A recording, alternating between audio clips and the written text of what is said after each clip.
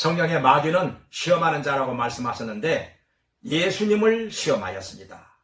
예수님을 시험한 마귀가 우리들을 시험하지 않을까요? 얼마든지 시험합니다. 똑같은 시험이 지금 우리에게도 있는 것입니다. 40일을 금식하고 줄이신 예수님께 마귀가 찾아와서 시험을 하였습니다. 내가 만일 하나님의 아들이거든 이 돌들로 떡덩이가 되게 하라 하였을 때 예수님 말씀하시기를 기록되었으되 사람이 떡으로만 살 것이 아니요 하나님의 입으로 나오는 모든 말씀으로 살리라. 신명기 8장 3절의 말씀을 인용해서 마귀를 물리치셨던 것입니다. 왜 이렇게 했을까요? 어떤 사람은 이렇게 말합니다. 예수님께서 아직 40일 금식기도 끝나지 않았기 때문에 돌들로 떡 만들어서 먹으면 금식이 깨지니까 안 된다. 그러나 그렇지 않지요. 성경은 마태복음 4장 2절에 예수님께서 40일을 금식하신 후에 금식이 끝났습니다. 그러니까 그건 아니죠. 또 어떤 사람은 이렇게 생각합니다. 마귀가 하는 말을 예수님께서 받아들여서 돌돌로 떡덩이가 되게 한다면 마귀의 말을 들으니까 그건 시험에 넘어간 것이다. 그래서 거절한 것이다. 무조건 거절해야 된다. 이렇게 말하는데 이것은 반은 맞고 반은 틀립니다.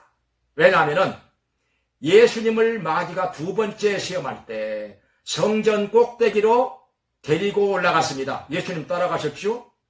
그럼 마귀의 시험에 넘어간 것입니까? 그건 아니죠. 그래서 반은 맞고 반은 틀리다고 말씀을 드리는 것입니다. 그러면 왜 예수님께서 이렇게 말씀하시면서 마귀를 물리치셨을까요? 자, 돌들로 떡덩이가 되게 하는 것 자체는 잘못된 것이 아닙니다. 돌로 떡 만들어서 예수님 잡수실 수도 있고 또 사람들을 먹일 수도 있습니다. 그런데 문제는 무엇이냐 하면은 말씀을 그것으로 대신할 때 그게 잘못된 것입니다.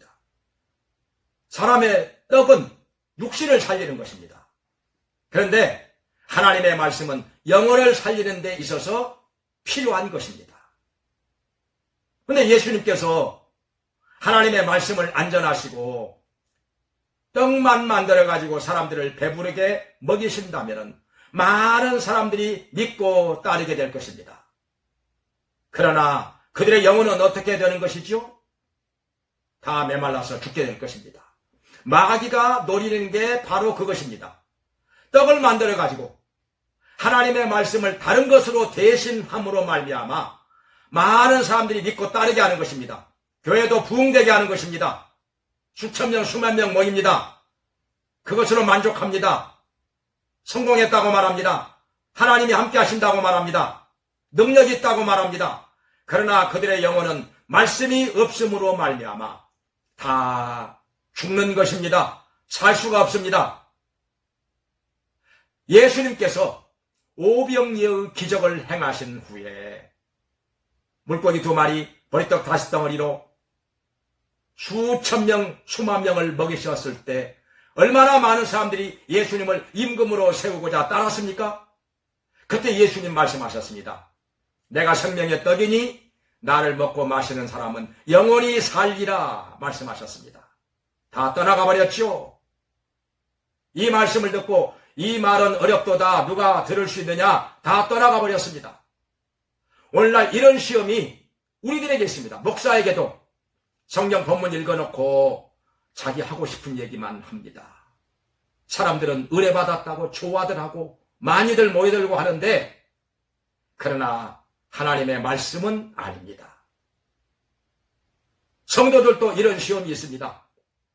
하나님의 말씀이 아닌 것, 다른 것을 가지고 말씀을 대신합니다. 그러나 영혼은 다 죽어갑니다. 그래서 우리 예수님께서는 말씀하시기를 사람이 떡으로만 살 것이 아니요 하나님의 입으로 나오는 모든 말씀으로 말미암아 살리라 이렇게 말씀하시면서 마귀의 시험을 물리치신 것입니다.